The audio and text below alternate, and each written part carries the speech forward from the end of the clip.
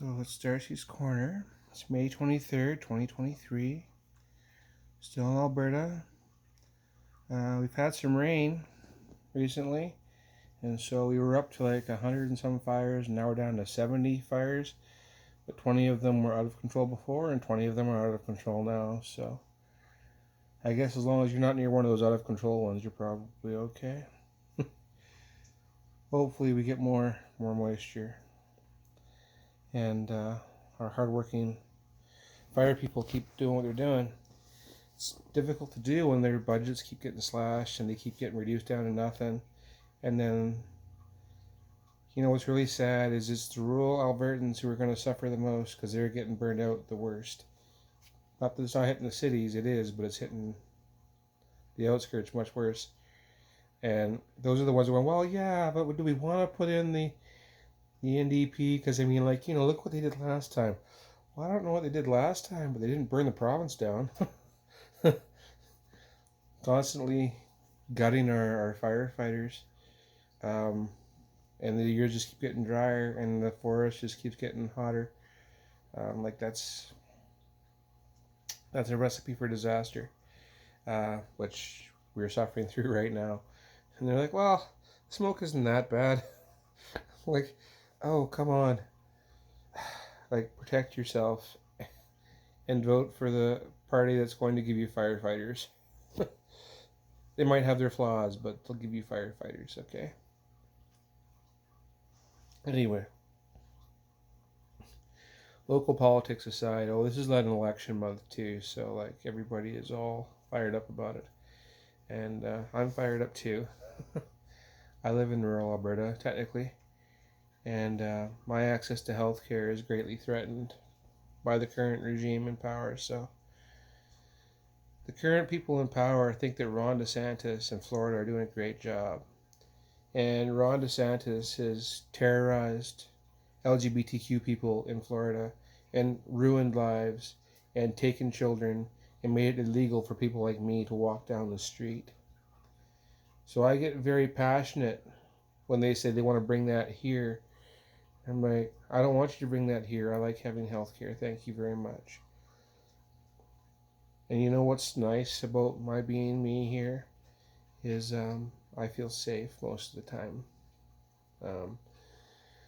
As odd as I am and as weird as this situation is, even in small town Alberta, I go into pretty much any bar in town here now and I feel safe. I don't feel like somebody wants to beat me up. I don't feel like I have to be worried. Now, maybe I've just been lucky. I don't drink. Just thinking, why are you going to a bar? Well, because that's where the people are. But I do sing karaoke, and I do like to stand outside with the smokers once in a while. And I don't smoke, but I just like to stand outside with them and like talk, and it's a little quiet out there, and I like that. Anyway, I wanted to talk today about death. Seems like a stupid thing to talk about, but prior to the pandemic, I'd been thinking for years about changing or not, and was fighting it and didn't do it. And then the pandemic comes along. But even before the pandemic, I've had friends and people that I know die at the age of 23, at the age of 40. My friend Jack Ramsey, his son died, and he was 23 years old. And it just broke my heart when that happened. And then another friend of mine, Ron Doig, he was 40 or 41, and he was hit by a car.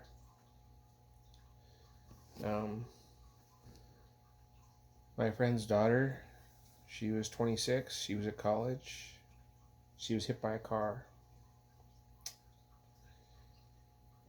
These are not things that you can predict, and the kid that died at 23, he had a health condition that gave him seizures once in a while, and one of those seizures killed him. The other people, it was just winter and bad luck. It's nobody's fault. And even if it was somebody's fault, once they're dead, it doesn't matter. Yesterday, I got a notification that this guy, this actor, his name is Ray Stevenson, and I don't cut it into the feed because I don't know how to do that, but he died yesterday, and he was only 58 years old, and he was one of my favorite actors. I loved him in Rome. That's where I fell in love with him, was Rome. And he's been an Avenger.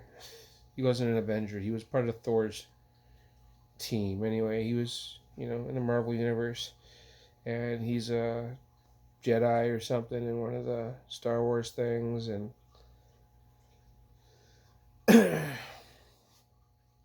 he's was a good man. Wasn't that old. He was only 58. Why am I talking about death and people dying young? What would have happened if I would have died when I was 30? I would have never got to be me. What would have happened if I would have gave up? It was 2 years ago and a bit that I was going to give up. My workplace had accused me of being a monster, and I couldn't take it. And because I was worried they were right, I was going to go end my life that day. What if I give it up?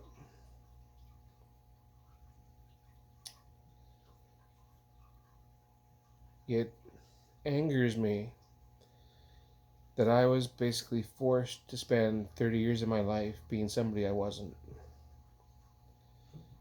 to make other people comfortable. I'm still mad about that.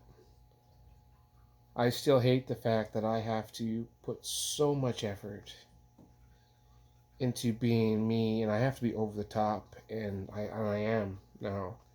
I wasn't before. I was trying to be subtle and be quiet and be in the corner and not be seen. Except that I was seen no matter what.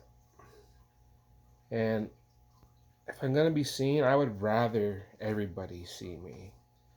Now when I go to the bar, if I go out dressed for night out, I wear red everywhere. I do up my makeup as flashy as I can, even though I'm not very good at doing makeup. And I put on an effort to make this as appealing as possible, if it even is. Because that does two things. First of all, it lets me live the life that I never got to live before, so I guess three things. But what it does is the people that like what I am and the flash I'm putting on, they're drawn to that. They'll come to me and they'll want to be around me and be associated with me. And the people that effing hate what I'm doing and that's not appropriate for children and blah, blah, blah, and you should be ashamed of yourself, those people will go away because they don't want to be associated with me. That's a double win, okay? Being flashy and being out there is a protection mechanism that I didn't realize before was so useful. It lets me put on the game to be myself, and it drives away people who hate people like me. And if a person was my friend but isn't anymore, well, then they weren't really my friend to begin with. And I'm much happier without them. Because it was the fear of what will my friends think? What will my family think? What will the guy down the road think of me?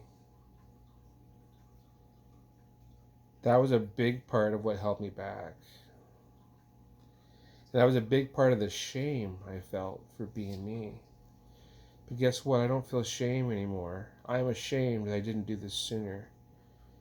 And I'm still angry that I can't come across as feminine as I want. I want this deep voice gone. If I could change my facial features so that you would not see a man in makeup, in a dress, you would just see and hear me. Sometimes I'll post TikTok videos of other trans women who transition as teenagers, as children, and they look and sound like the woman I want to look and sound like. I'm happy for them, and I want them to have that, and I want every other trans person in existence to have that if they want it, to have that as an option. And I get very angry that anybody would take that from them. Because people took that from me, and look at what it's done to my life.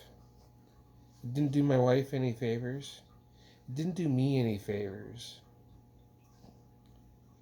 The reason I'm stuck where I'm at right now, I don't have job options. I don't have job skills that align with what I look like.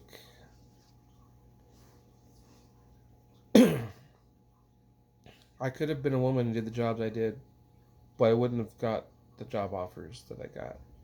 I wouldn't have had the opportunities that I had if I had presented as a woman, which is sad.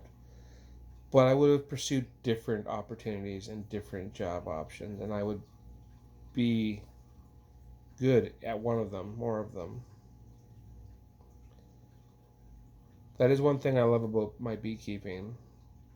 Of course, I'm self-employed there, but I just mean that the bee doesn't care what my gender is. However, you do have to lift heavy things, so your back's gonna care. It doesn't care what your gender is, it's just gonna care you're lifting heavy stuff. Anyway, this ramble's going on for a bit, but I am preoccupied with people dying young. Heath Ledger and I, by the way, were born the same year. That one really hit me. This one here with Ray Stevenson, who was the character Titus Polo, that really hurts me too. Because I've grown up been an adult, but I've watched him on the screen for so many years. It's like he was a friend of mine. I know he's not. He didn't know who I was. If I'd met him, I wouldn't know what to say other than I'm a huge fan. But we don't know how many years we have. So don't waste them. I was all concerned before about diet and weight, and I was trying to keto things to get my weight down. And then when we had the pandemic, I thought, if I get this thing, I could be dead in 2 weeks. If I'm going to be dead in 2 weeks, do I care if I gain an extra 5 or 10 pounds eating chocolate cake? No, I don't. Eat the damn cake. Look after yourself. Because I'm happier when I'm healthier, but I just don't calorie count, and I try not to pound count too much or whatever. I would like to look differently. I would like these to be bigger and my gut to be smaller. But it is what it is. And I just have to live with who I am. I'm probably going to do a part 2. Anyway, Darci's Corner. Peace.